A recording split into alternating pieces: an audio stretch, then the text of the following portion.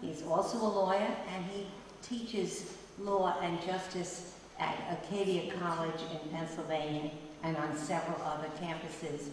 And as you can tell, he has an intriguing story to tell us about the contributions of the Jewish Supreme Court Justices. Mr. Seligsohn.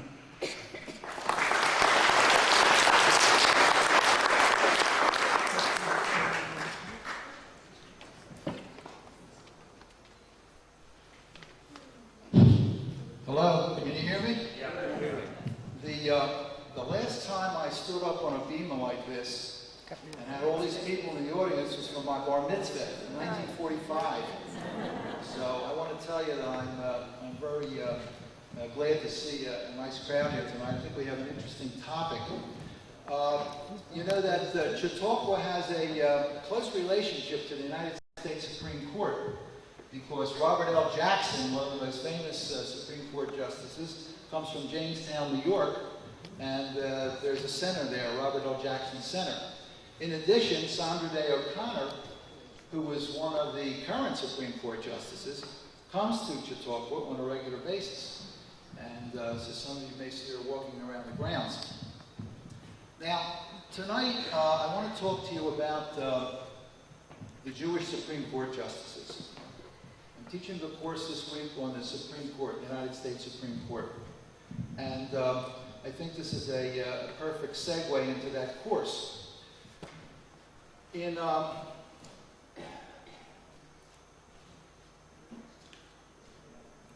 1970, Richard Nixon, of blessed memory, nominated Harold G. Carswell to be a justice on the United States Supreme Court. Now, I don't know whether you remember that, but Harold Carswell was not the top of the line.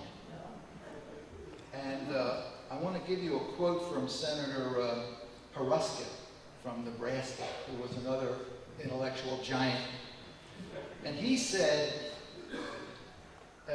referring to Carswell, even if he is mediocre, there are a lot of mediocre judges and people and lawyers. They're entitled to a little representation, aren't they? And a little chance. We can't have all Brandizes, Cardozas, and Frankfurters and stuff like that there. So that's what Richard Nixon thought about the Supreme Court. Now, who knows how many Jewish Supreme Court justices there were? All together? I didn't ask you, Hi. See, I got a guy here who knows everything, and he's hollering 7, which happens to be correct. So what I want to do tonight is give you a little background of the Jews and the justice system, and then I want to talk about as many of these judges as I can and give you a little profile of each one of them, and we'll talk about some of the judicial philosophies, why some of these judges had a great impact on our legal system. The United States Supreme Court is one of the 3 branches of government. You have 9 unelected people. 9 unelected people who in the year 2000 decided who the President of the United States was going to be. So lest you think that, who cares who's on the Supreme Court, they don't have an effect on me. What do I care about that? You should care a lot, because when I went to school, and many of you probably had the same experience. When I went to school, they read from the Bible and they sang Christmas carols. So when they sing Christmas carols now, my grandchildren say, "Pop, how do you know the words to all these Christmas carols?" And I say, "Well, I used to sing them all." But in those days, they couldn't search you, and they couldn't look in your locker. And now today, in the year 2002, you can't say prayers in school, can't read from the Bible, but they can make students take drug tests. All of your grandchildren, your children, you have children in school, they're going to require them to go into the boys' or girls' room and pee in a bottle. and take that test back to see if they're taking drugs. In addition to which, they're going to be able to search anybody's locker anytime and probably have body searches of people also. So what the Supreme Court does have an impact on your lives.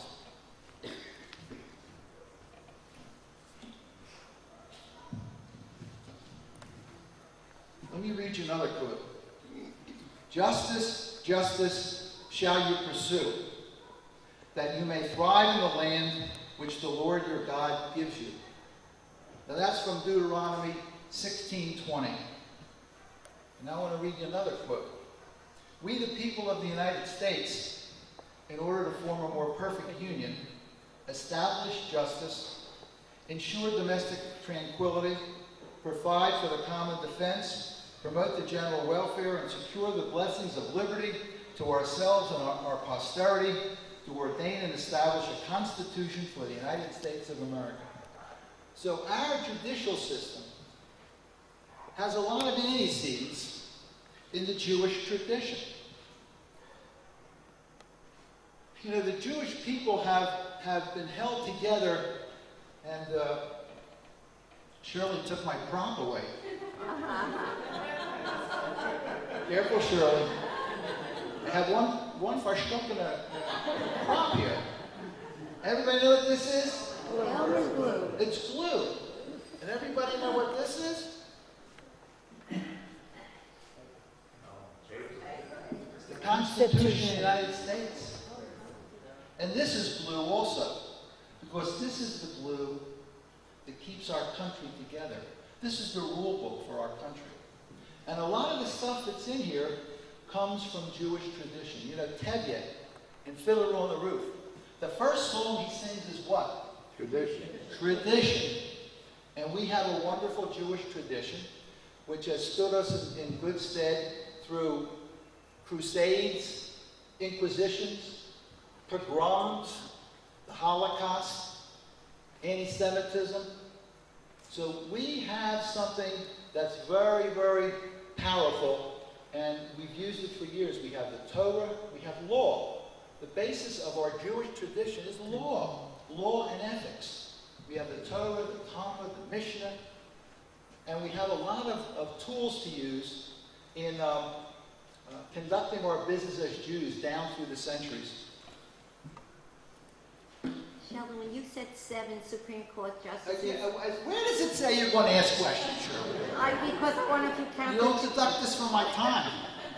Come on, Cheryl, what do you want to say? I want to know if the 2 that were on the court now were counted among the 7. Well then, of So course. there were only 5 people. What did she say? What did she say? She wants to know who the Jewish Supreme Court justices were, and there's 2 on there now. And she wants to know if they're counted in the 7. Now, if you just wait a minute, I'm going to get to that. The 2 that are on the Supreme Court now. Yeah, I got the microphone now, Shirley.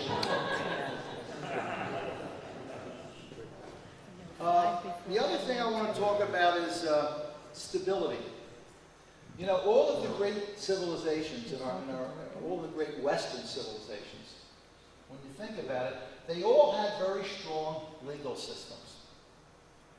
Go back to the Egyptians, to the Mesopotamians, or the Code of Hammurabi in 1750 BC. That's where an eye for an eye comes from. And then you go to the Jewish tradition. Jewish tradition has given us the world the 10 Commandments. And then you go to the Roman Empire, had a very strong legal system. And down through the ages up to the British Empire had a very strong legal system. And we, in the United States, have a very strong legal system. And that's what makes us unique among all the countries in the world, this Constitution. This is the oldest extant Constitution in the world. You know, Israel does not have a Constitution. England does not have a Constitution. Russia has a Constitution, but I don't know whether you want to be living under the Russian Constitution. We were in China last year. China has a wonderful Constitution. There's only one problem. They don't have an independent judiciary. The government calls up and tells the judges what to do and how to handle cases. So it's very important that you have an independent judiciary, because The purpose of our legal system is to settle disputes in a fair and equitable manner. That's what justice is supposed to be. Now, whether we have justice or not, that's a whole other issue. But let me run down the 7 Jewish Supreme Court justices for you. Then we'll go back and I'll talk about the three major ones. In 1850, President Millard Fillmore wanted to nominate Judah P. Benjamin from Louisiana as the first Jewish Supreme Court justice. Benjamin did not become a Supreme Court. He declined the nomination, and later Judah P. Benjamin became what? Secretary of State of the Confederacy. Secretary of State of the Confederacy, and then fled the country when the South lost the war, went to England, and started a whole other career. But the first Jewish Supreme Court justice was Louis Dembitz Brandeis. 1916, he was appointed by Woodrow Wilson. Took 6 months to get his nomination through the Senate because there was a great deal of anti-Semitism at the time. What else? The next Jewish Supreme Court justice was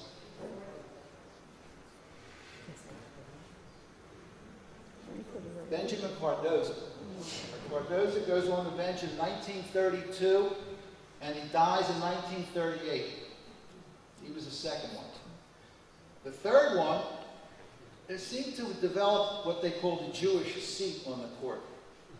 And when Cardozo died, Felix Frankfurter, who was a brilliant lawyer, professor at Harvard Law School, and incidentally, as far as I know, the only United States Supreme Court justice that was foreign born, because Frankfurter was born in Vienna, and he came here with his parents and learned English and had a very, very distinguished career.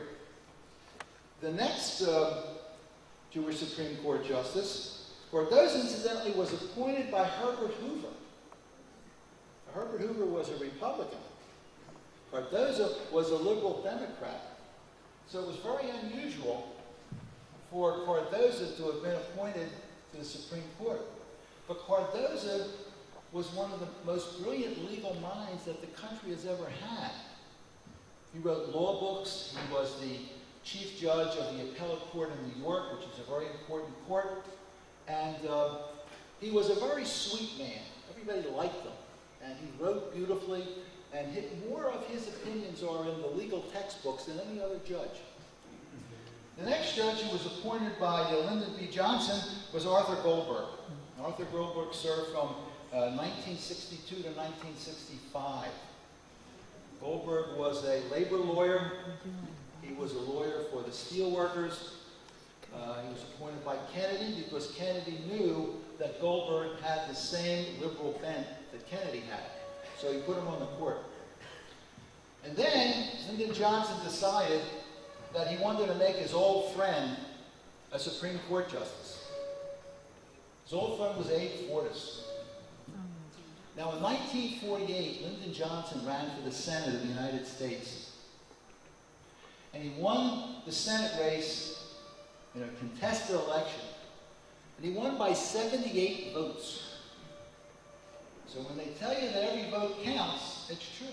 He won by 7. They used to call him Landslide Lyndon. And the lawyer who handled his case was Abe Fortas. Because Abe Fortas was a Washington insider. And he knew what to do and how to pull the strings. So he represented Johnson. And Johnson owed him a favor. And if Johnson liked you, he'd pay you back in spades, and if he didn't like you, he'd do the same thing. So he maneuvered Goldberg out of the Supreme Court, off the Supreme Court, sent him to the United Nations, where Goldberg was not happy, and then Abe Fortas took over. Now, Abe Fortas was not a saint, you'll pardon me. And I'm going to tell you about that in a minute. The next judge, the next Jewish justice, was not appointed until 1993. That was Ruth Bader Ginsburg. And she was approved by the Senate by a vote of 93-7. And her nomination was, there was no problem with getting her nominated and then appointed to the court. And the last Jewish justice, incidentally, both Ginsburg and Stephen Breyer were appointed by President Clinton. Stephen Breyer, see how things go around. Stephen Breyer clerked for Arthur Goldberg back in the early 60s when Goldberg was on the Supreme Court, and Breyer just got out of law school. And so he clerked for Arthur Goldberg. And I'm going to tell you about an important decision that they were both involved in. But Breyer also was approved overwhelmingly in 1994, 87-9. His confirmation hearing went very smoothly. But he was respected by both parties. Now, you know, the court, in many cases, divides 5-4. So that, for all intents and purposes, the law of the United States can be decided by one single justice. One single unelected justice. Unelected. For life. Very difficult to get a Supreme Court justice out of office. They tried it once or twice, but one justice way back, Justice Chase, in the beginning of our country, was impeached, but he was not convicted, and he stayed on the court. So those are the 7 Jewish Supreme Court justices. They've had an important impact on the law. Now let me talk first about Louis Brandeis. Because Brandeis not only was the first, but the most important, I think. A brilliant man. He was the boyfriend of Oliver Wendell Holmes. Oliver Wendell Holmes was a great, great United States Supreme Court justice, retired when he was like 91 years old, very, very sharp. And there are pictures of the two of them, you know, walking arm in arm down the streets of Washington.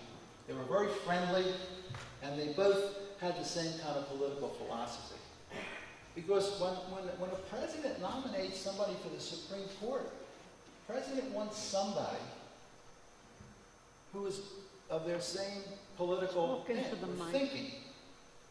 And they want somebody they can count on, who's going to carry out their policies. Well, let me take you to Abe Fortas for a minute. Because Fortas, he broke the primary rule. Fortas was a brilliant lawyer. And when he got appointed to the court, he forgot that he was a United States Supreme Court justice. And he still thought that he could talk to Lyndon Johnson about stuff and give Lyndon Johnson advice about what to do. And that's a no-no. Because once you're on the court, you have a different set of priorities and a different set of allegiances. Fortas was nominated to become Chief Justice of the United States Supreme Court. He would have been the first and only, up to this point, Chief Justice of the United States Supreme Court. But Fortas was a bit of a gonif. And in case some of you don't know what a gonif is, ask somebody else here. Gonif is a thief. And Fortas, he liked money. And when he was on the court, he was making a lot less than when he was practicing law, because he had one of the most famous and powerful legal practices in Washington, represented some of the biggest clients. And he got involved with one of his clients named Lewis Wolfson, who had given him an honorarium to do a speech or something. And when Johnson nominated him to become Chief Justice, the magazines and the newspapers found out about this thing, and they played it up, and Fortas had to resign from the United States Supreme Court in disgrace. So Fortas is on one end. Now let's go to the top of the line, Louis Brandeis. Brandeis was a Southerner, and he went to Harvard Law School, ended up first in his class. He went into practice with a Boston blue blood lawyer named Warren. They had a very nice practice, and in around 1889, Warren's daughter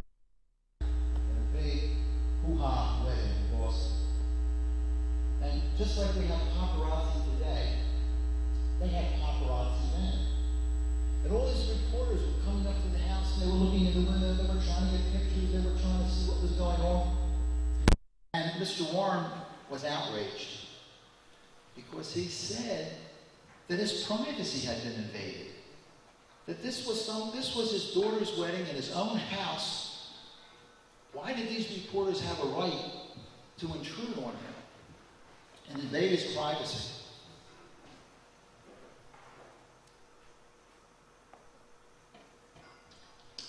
So Warren and Brandeis wrote an article in the Harvard Law Review, one of the most famous articles ever written in the Harvard Law Review, about the right to privacy. Now, I'm going to tell you this story real quick to illustrate the right of privacy. Because I've got my wife in the front row here. My mother-in-law, Sophie Cohen, she's 88 years old. Nice little lady. She came to visit us from Florida right after 9/11. So she gets off the plane and I go to get her. I say, Mom, everything okay? Did you have a good trip? She says, they searched me. I said, well, what do you mean they searched you? She said they made me take off my shoes, they took me behind the curtain, they were patting me down. So I said, well, I said, Sophie, pretty clear to me. You look pretty suspicious. What? I said, you're not trying to smuggle envelope here, are you? She always brings it, and she brings it in a shoebox, wrapped up in aluminum foil. So I thought maybe the alarm went off. So I said to myself, Safel. Everybody know what Safel means? It means common sense. Who is going to search Sophie Cohen, my little mother-in-law, who really looks suspicious, when we've got all these other guys running around out there that they should be searching? So that's what the right of privacy is about. Right of privacy is your right to be let alone. And Louis Brandeis, in this article in 1890, developed the first seeds of the right of privacy because you know the Constitution doesn't say anything about a right of privacy. Nothing in the Constitution about a right of privacy. There's nothing in the Constitution that talks about God. But just a couple of weeks ago, the United States Supreme Court, in a 5-4 decision, said that school vouchers are constitutional. That school vouchers are not a violation of the separation of church and state. That was a 5-4 decision. And many people think that that's going to possibly destroy the public school system in this country. So if you say that the decisions of the Supreme Court don't mean anything, you have to think again. So Brandeis is a wonderful lawyer. He develops the concept of the Brandeis brief. Now, for any of you who know about law, briefs are really not brief. They're long legal documents. And the purpose of a brief is to persuade, is to get the judges to vote for your side. And the other guy writes a brief, or the other woman writes a brief, and you write a brief, and then you make an argument to the court, to the appellate court. And you give all the legal reasons, because in our system, legal precedent is very important. So you give all the legal reasons, and then you hope the judges are going to vote your way. Well, Brandeis developed the idea that the legal part of it was not so important as the social part of it, because he was defending a law in the state of Oregon that limited the work hours of women to 10 hours a day, 6 days a week. Now, this was back in the early 1900s. And the state of Oregon said, and the factory owner said, no, you don't have a right to do that. The state can't do that. The state cannot get involved between us and our employees because that's a contract. The state doesn't have any, the state shouldn't have any social conscience about that. If the women will work 10 hours a day, they'll work 10 hours a day. Well, Brandeis filed a brief. It was 100 pages long. The first 2 pages were legal precedent. And the next 98 pages were all kinds of studies by experts which showed the harmful effects of working long hours. And so he won his case. And this was part of the reason that Woodrow Wilson nominated him to the United States Supreme Court. Now, of course, we have Brandeis University, and very highly respected, very important justice. The next justice I want to talk about briefly is Benjamin Cardozo. Benjamin Cardozo was of Spanish Jewish descent, lived in New York. By the time he was 15 years old, both his mother and father had passed away, and one of his mentors was Horatio Alger. He goes to goes to Columbia Law School. He's a brilliant student, doesn't bother to graduate from law school, goes and becomes a judge. His father was a judge, but his father had taken a bribe and had to resign his judgeship. But not Benjamin. Benjamin became a judge, and then he became the chief judge of the state of New York. He was probably the most famous state court judge in American judicial history. He was a brilliant man. As I said before, he was a sweet guy. Everybody liked him. He was able to take complicated legal issues and boil them down so that everybody could understand what he was talking about. But you know, you see this stuff in the New York Times, you read some of this stuff, and I'm a lawyer, and I read these opinions, and I can't understand what the hell they're talking about. But he had the facility of boiling it down and distilling it. He wrote a lot of books, he wrote a lot of law books, a lot of articles, and his opinions, as I said before, are held up as models of how a judge, an appellate judge, should write an opinion. Felix Frankfurter, as I said before, was born in Vienna. His father was a merchant.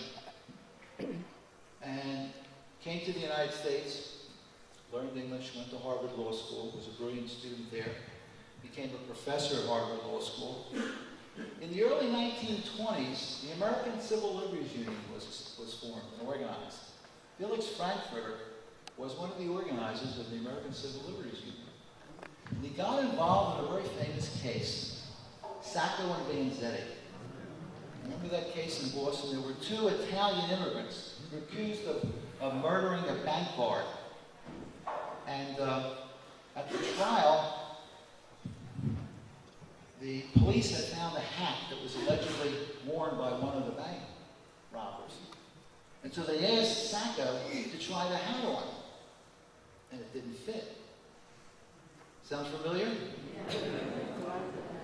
In any event, these two guys were convicted because at that time, it was right after the First World War, there was a lot of animosity toward foreigners.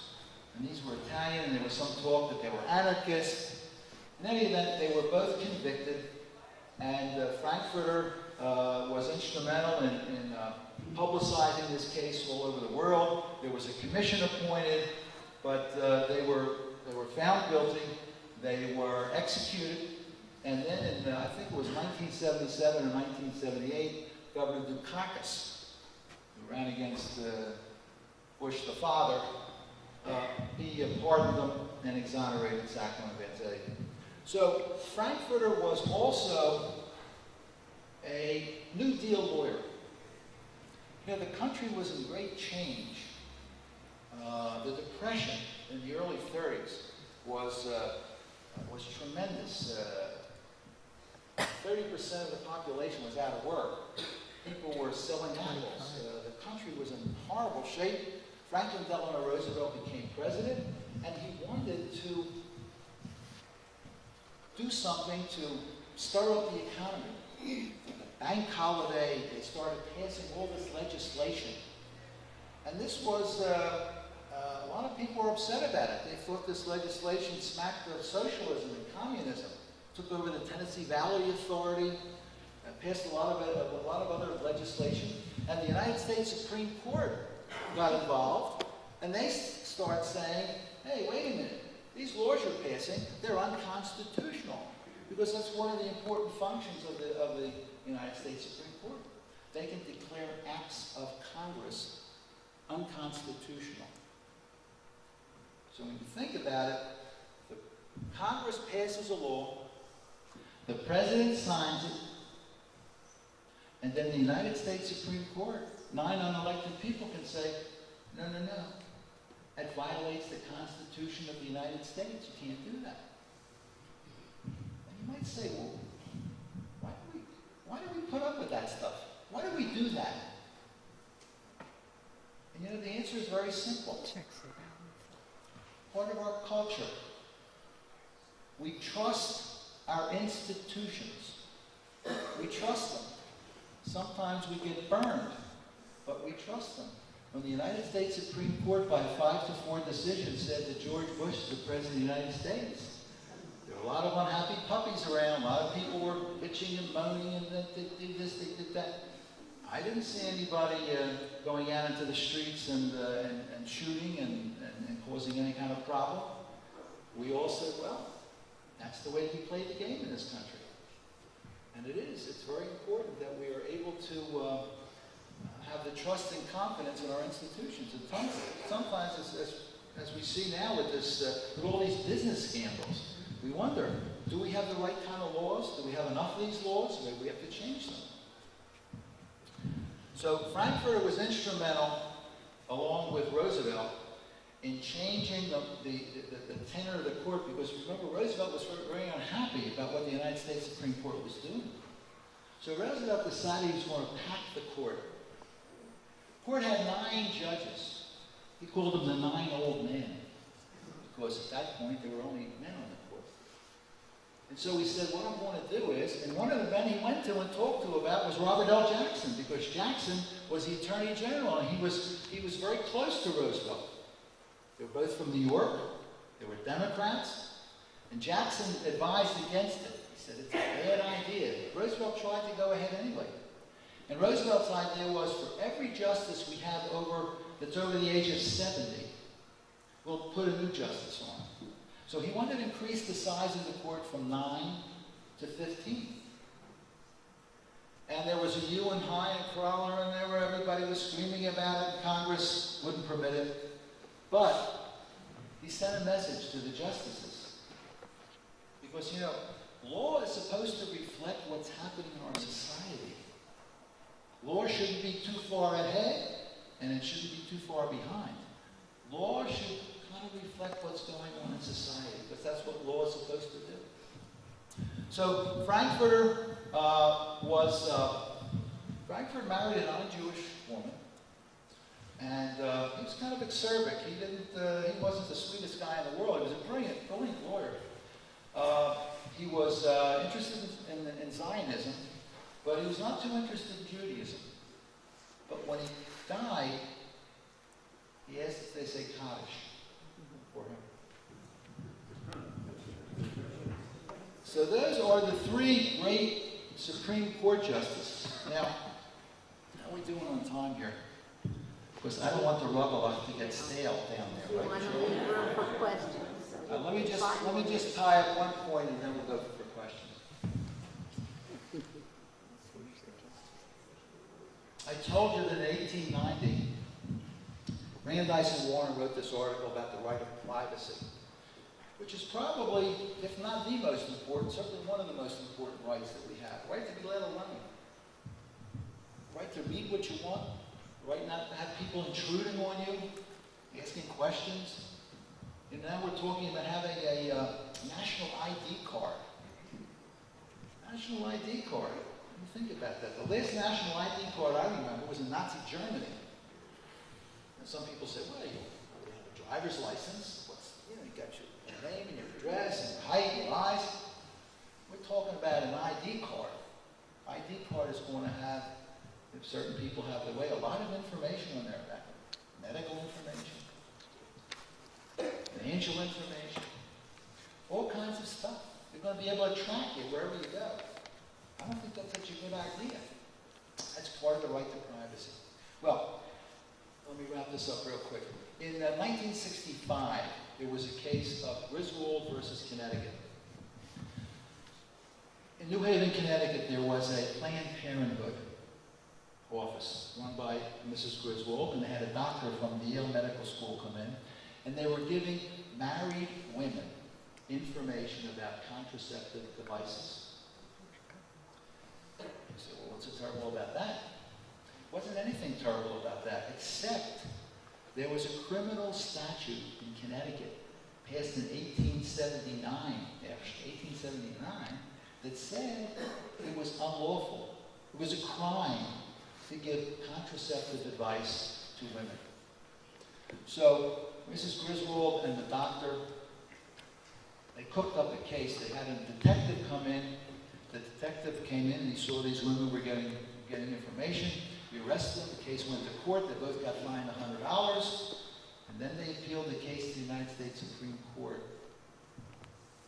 The United States Supreme Court was asked,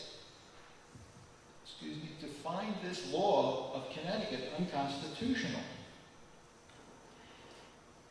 And you might say, well, wait a minute, what's the United States Supreme Court futzing around with Connecticut law for? Well, you know, you're all citizens of the United States, and we're all citizens of the states that we live in. And the 14th Amendment provides constitutional protection to each of us as a citizen of the United States and as a citizen of the state that we live in. So William O. Douglas wrote an opinion for the court. William O. Douglas was a brilliant man, a little nutty at times, served on the court longer than any other Supreme Court justice, 36 years. He wrote an opinion which established the right of privacy, and he cited the First and the Third and the Fourth and the Fifth and the Ninth and the 14th Amendments. So that's where the right of privacy comes from. And this was the foundation was laid back in 1890 by Brandeis, and then the draft of the opinion was written by Stephen Breyer in 1965. So with that, I'm going to say we're going to throw it open for questions, and anybody who has a question, please raise your hand, and I'll try to answer it.